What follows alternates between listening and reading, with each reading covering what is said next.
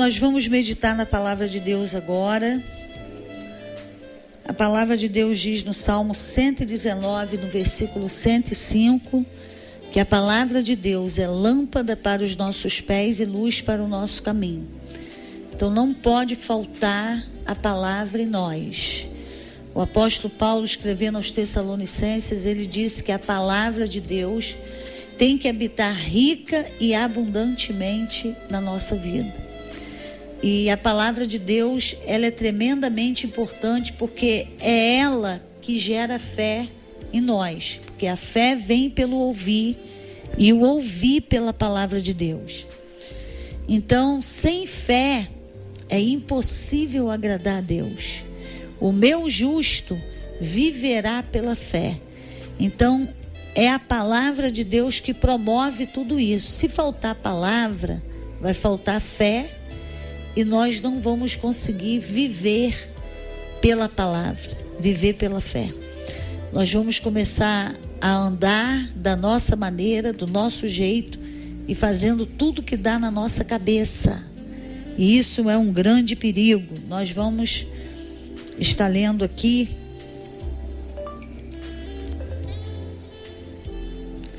no último capítulo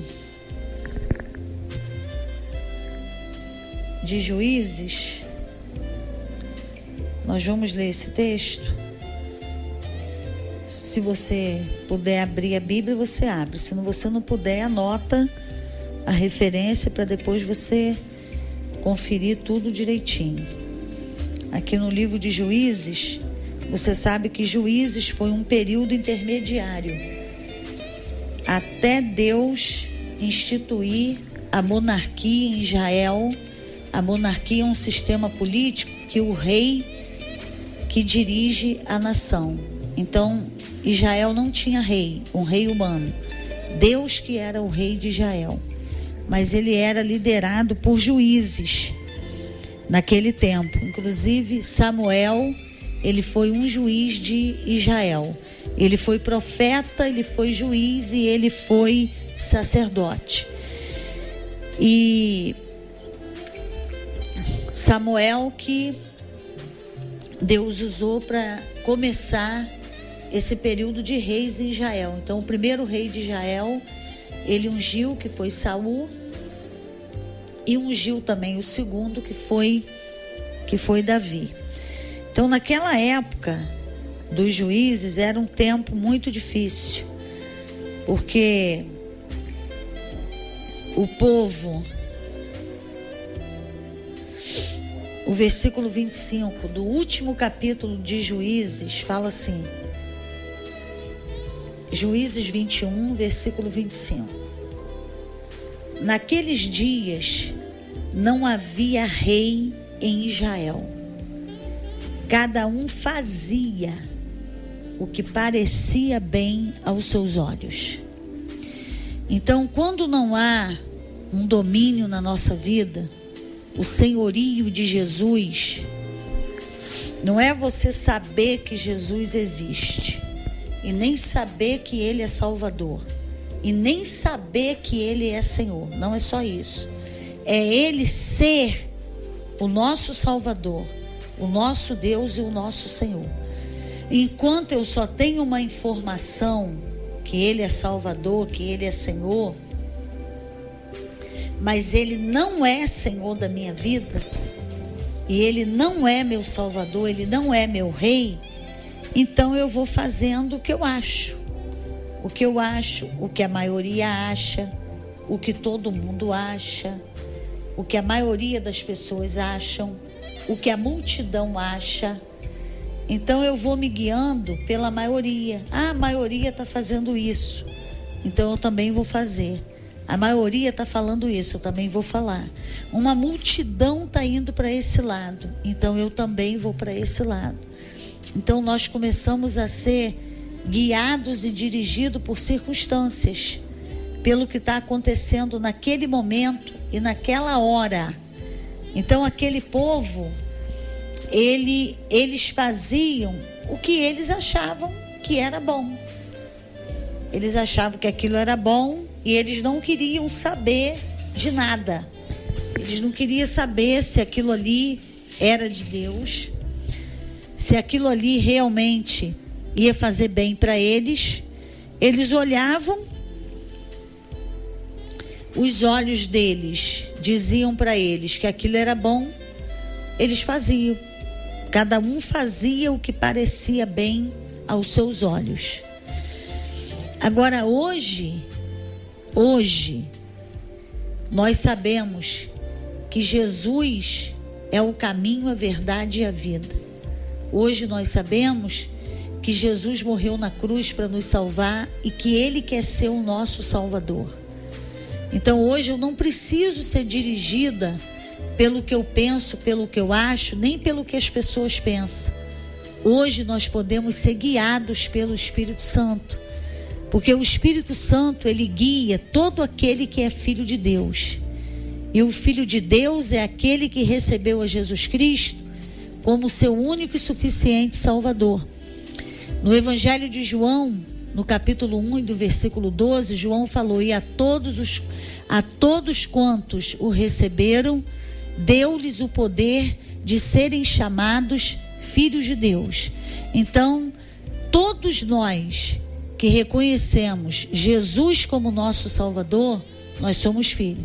E a partir desse dia, o Espírito Santo habita em nós. Nós passamos a ser o templo do Espírito Santo. E o Espírito Santo começa a nos guiar de uma maneira que você entende o guiar dele.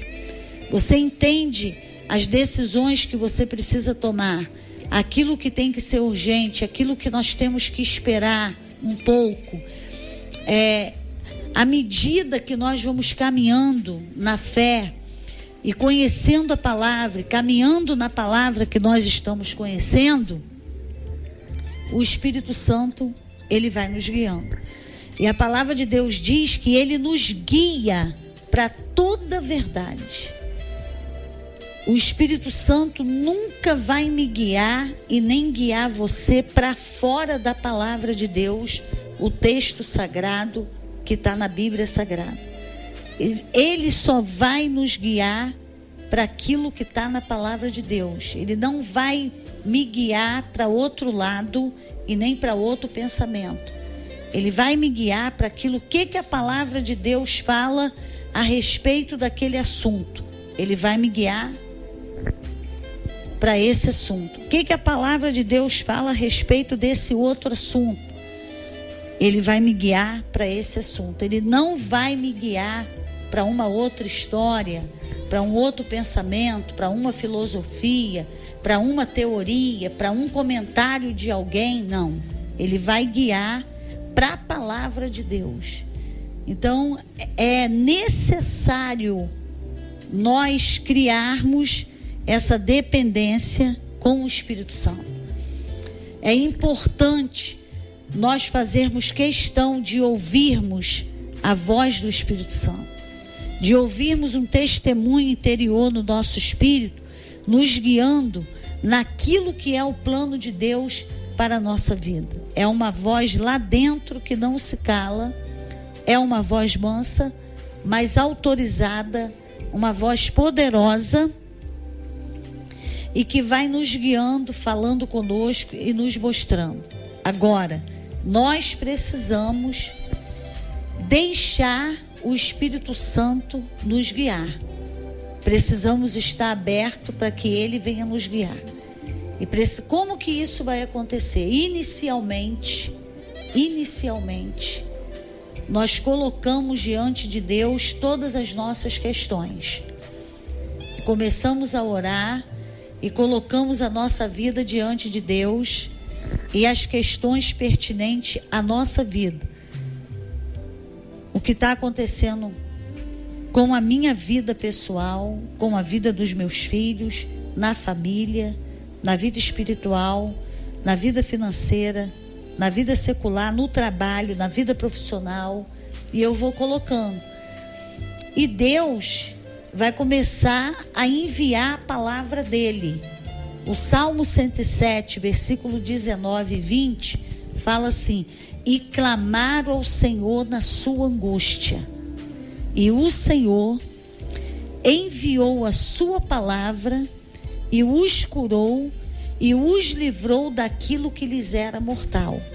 Então, nós começamos a colocar as nossas causas diante do Senhor, e Ele vai enviando a palavra dEle, e o Espírito Santo entra nesse envio.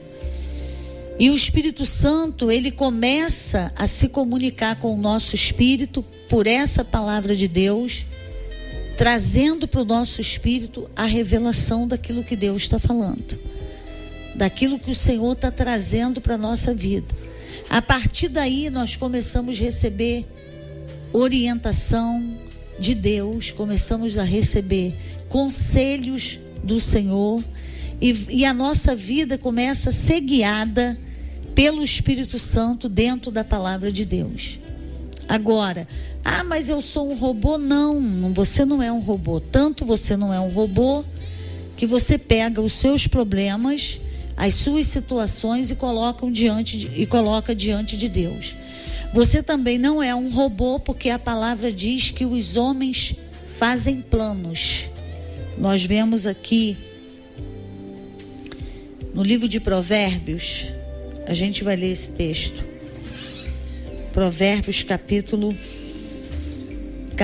16.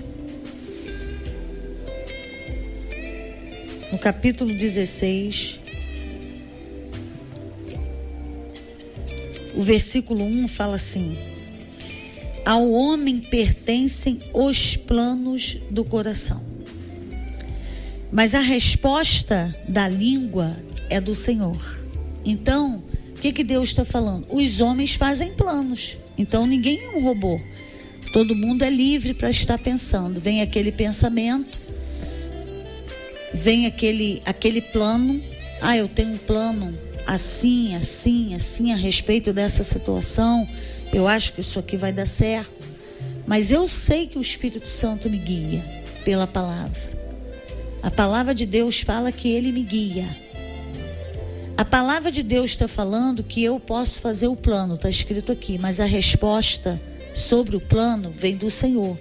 Então eu já sei que eu posso pegar o plano e colocar diante de Deus. E Ele, de alguma forma, Ele vai me dar resposta, com certeza pela palavra dEle, se aquele plano é dEle, se aquele plano é para agora, ou mais para frente, ou aquele plano não é nem para hoje, nem para amanhã, nem para depois. Não é.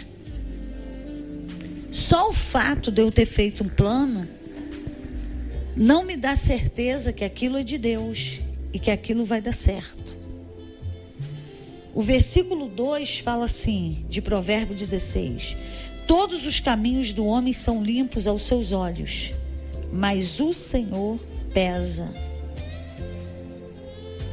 o espírito. Então, lá em Juízes, cada um fazia o que parecia bem aos seus olhos.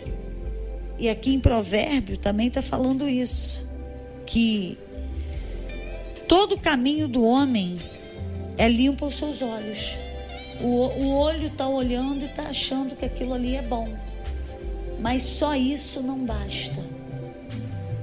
Eu tenho que ir naquele que pesa o espírito, aquele que sabe tudo.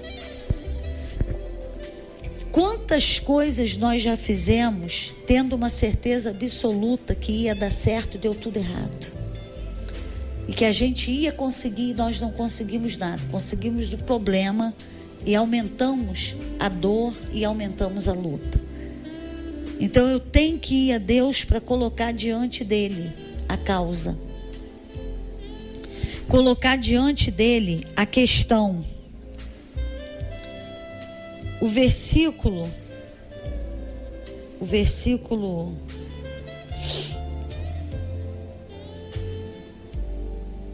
aqui no capítulo 16, eu acho que eu saí do capítulo.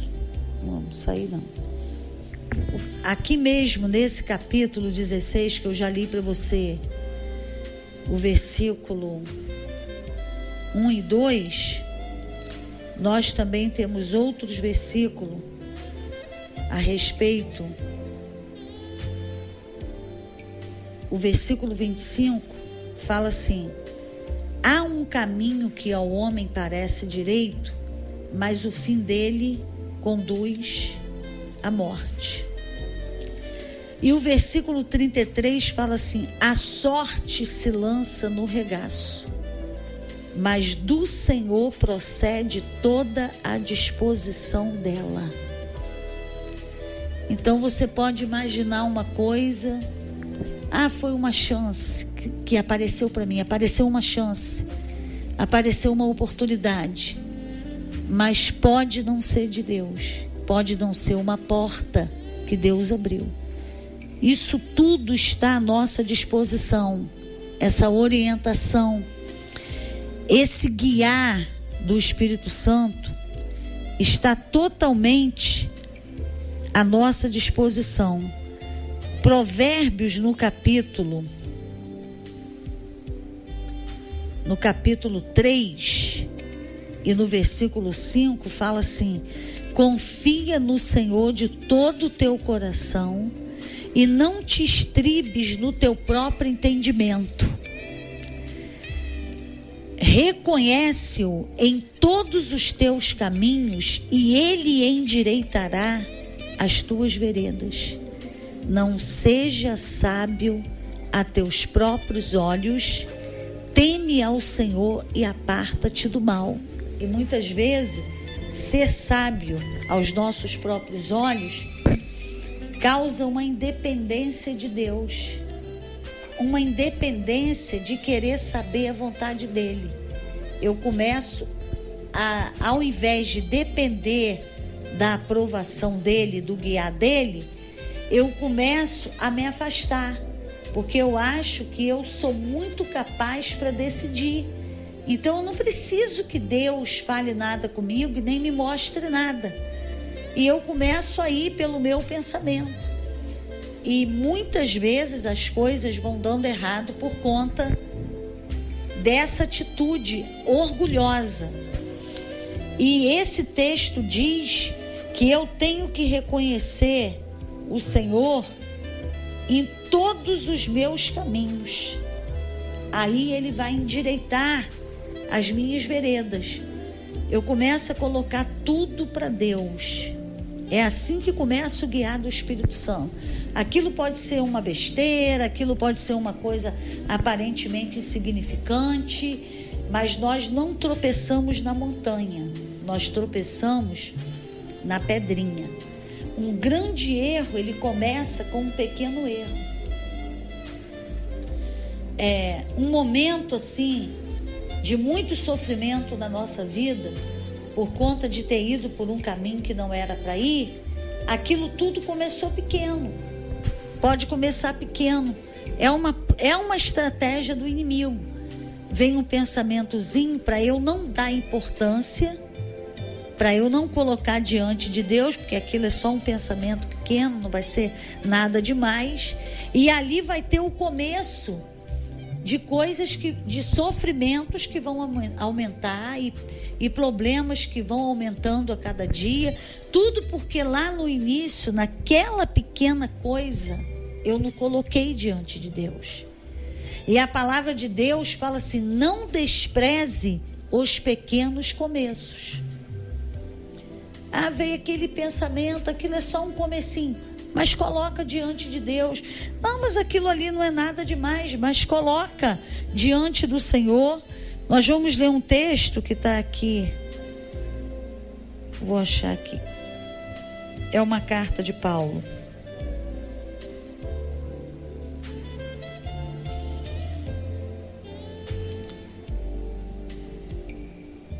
Filipenses 4, versículo 6.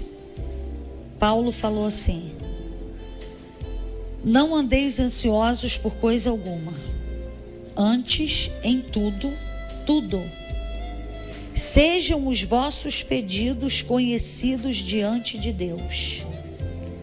Olha só, pela oração e súplica com ações de graça. Aquilo pode ser a menor coisa, mas vamos colocar ali diante do Senhor. Aquilo pode ser uma coisa que parece que não vai alterar nada, mas eu vou colocar diante dele, porque agora eu tenho um rei. Eu não tinha antes, mas agora eu tenho.